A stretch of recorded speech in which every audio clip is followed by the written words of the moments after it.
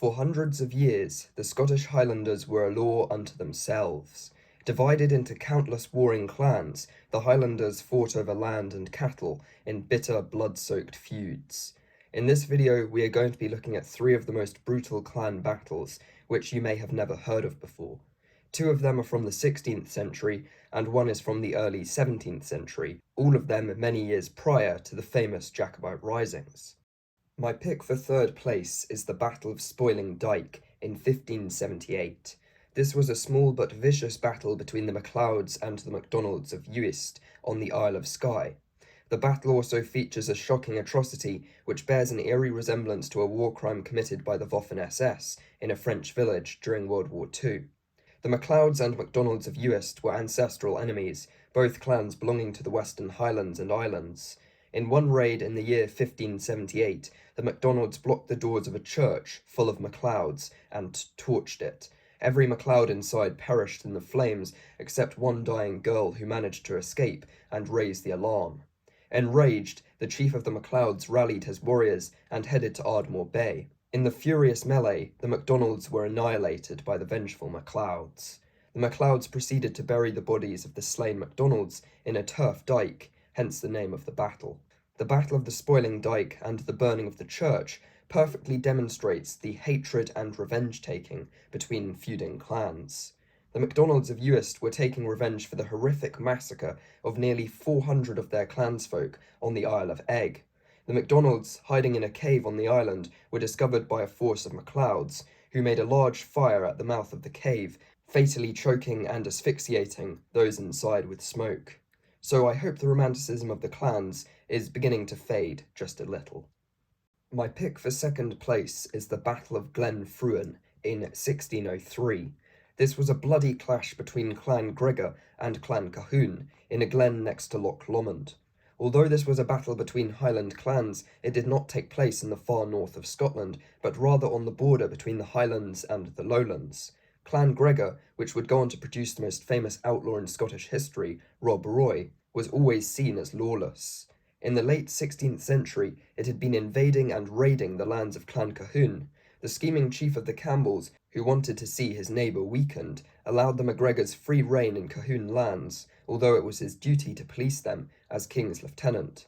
By 1602, the situation was dire for Clan Colloden, and its chief, Sir Alexander Colloden of Luss, made a complaint to King James VI of Scotland. As a result, the clan was permitted to bear arms in defence of themselves against the MacGregors. Following a devastating raid at Glen Finlass, in which the MacGregors seized hundreds of head of livestock and murdered 2 people, Clan Colloden received full royal backing from King James. Colloden of Luss was given a commission which allowed him to bring justice on the MacGregor raiders. In response, the MacGregors and a number of allied Camerons launched a full-scale invasion of Colloden territory. On the 7th of February 1603, up to 400 MacGregors and their allies faced off against an army of Clan Colloden, which was around twice their size and included cavalry. Although they were outnumbered, the MacGregors managed to surround their enemy and cut off their escape routes. A division of warriors under Alistair MacGregor of Glenstray launched a savage attack on the army of Clan Colloden. This ferocious onslaught drove back the Colhodens, whose cavalry was rendered useless by the spongy moss which carpeted the ground. In an attempt to escape the bloodbath, many panicked Colhodens ran straight into another force of MacGregors, lying in wait to the rear of their enemy. In the desperate fighting, about 200 men of Clan Colloden were killed, compared to only a small handful of MacGregors. However, in the long term, the MacGregors lost, due to the repercussions they would face following the Battle of Glenfruin. King James VI sought to bring the Highlands and Islands under his complete control and to civilise the peoples who lived there, whom he saw with only racist contempt. With their slaughter of the law-abiding Colhodens at Glenfruin, the MacGregors had given James a reason to crack down on them with a vengeance. The surname MacGregor was banned, effectively disbanding Clan Gregor. Alistair MacGregor and 11 other high-ranking MacGregors were executed, while hunting down MacGregors was made into something of a sport. As a result, many MacGregors sought refuge in other clans, such as the Grants, adopting their surnames. It was only 150 years later that the surname MacGregor was legalised. My pick for first place is the Battle of the Shirts in 1544. This was a ferocious battle fought between Clan Fraser of Lovat with its Grant and Macintosh allies, and Clan MacDonald of Clan Ronald, along with allied men from Clan Cameron. If any battle can be called a fight to the death, the Battle of the Shirts is it, as both sides suffered an astonishing 98% casualty rate. The chief of Clan Fraser of Lovat was the uncle of Ranald Gulder, a claimant to the chiefship of Clan MacDonald of Clan Ronald. Therefore, Fraser supported Gulder's cause and would assert the chiefship of his kinsman with armed force. Along with the Earl of Huntly, who was Lieutenant of the North, Fraser led an army to Inverlochy, and Ranald Gulder was placed in control of Moidart.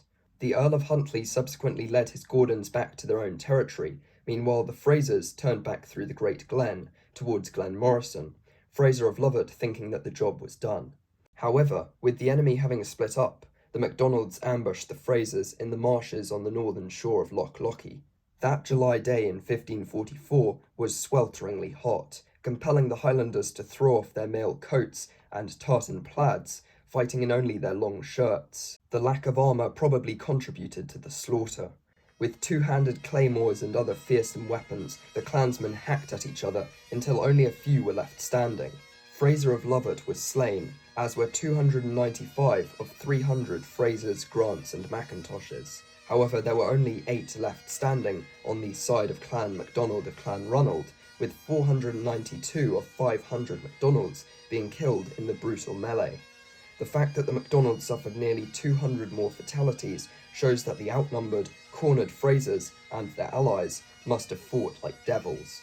Following the Battle of the Shirts, John MacDonald of Moidart replaced Ranald Gulder as chief of Clan MacDonald of Clan Ronald. In the following year, the MacDonalds and Camerons pillaged the territory of the Grants and seized Urquhart Castle during the Great Raid. However, James Grant of Frushy retook his clan's castle and gained territory of the Camerons in compensation for his losses, which included 2,000 stolen cattle.